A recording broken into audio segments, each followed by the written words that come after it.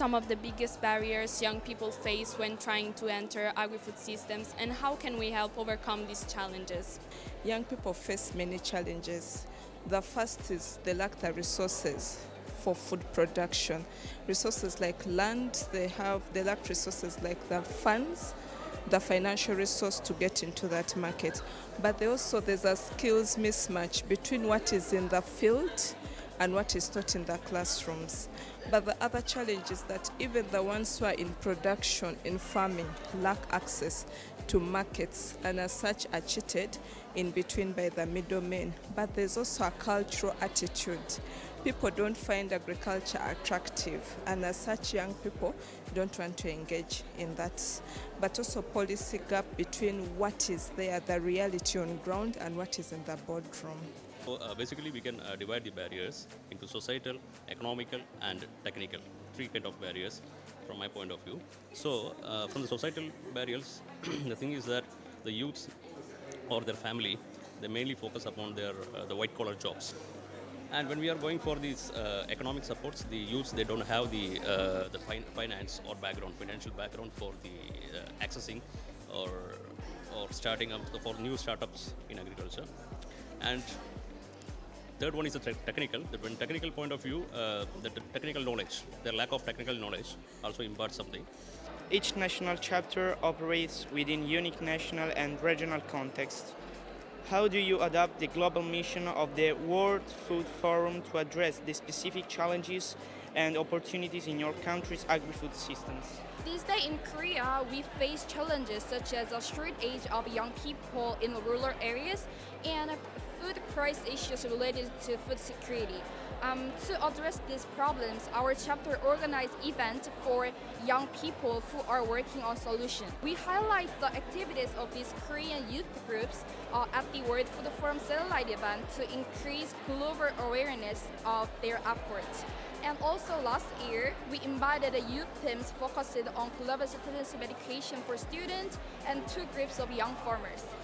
Also this year, we invited a group making gelato from imperfect fruits and a group producing skincare products using rice and a startup creating plant-based tuna. So we are creating a platform for them to connect with domestic experts, audiences, and also a global online community participating in the event. Missions through our series of programs, because we engage in cultural process so long as music, art. We engage in developing innovation labs, and also we engage in participative of youth and civilian participation through public policy, through volunteers, and through different kind of activities and spaces. What strategies have you found most effective in inspiring young people to actively participate in transforming agri-food systems? Under this question, I want to tell my story. I was born and grew up in a village, but after marriage, I went to live in a village with my husband.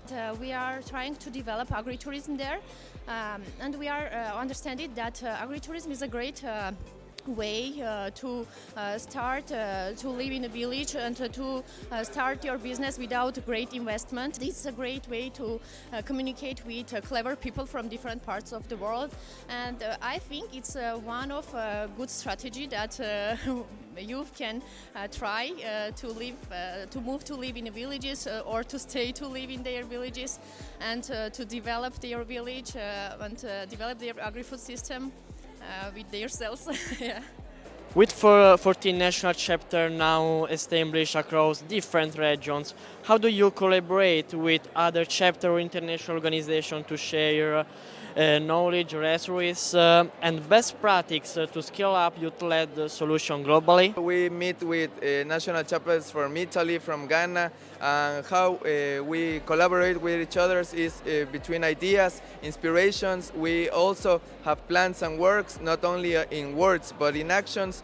We establish a network between histories and literatures to exchange cultural meaning. Also, we establish a learning network for specialists on our countries, on our continent, can share the information to have more specific and accurate scientific proofs to make changes or impact around those arguments or evidences. Rule, do you believe social media and digital platforms can play in raising awareness and driving youth engagement in agri-food system?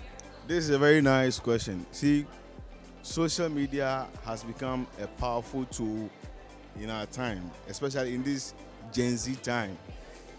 We use it for so many things, and I believe it is also a great platform to help in advancing our campaign for the sustenance of our agri-food system. So admonish young people to post news, educative messages. So I believe that is one way we can use the media to promote agri-food systems transformation. Can be used to mobilize, building a community of like-minded people who are engaged in agriculture. I believe I know there's so much on social media that distract young people, but if we tap into it purposely and intentionally, we'll be able to attract young people and use it for engaging young people to get attracted to the agri-food system. Yes, please. Thank you so much for this interview, and thank you again for your time. Okay, thank you.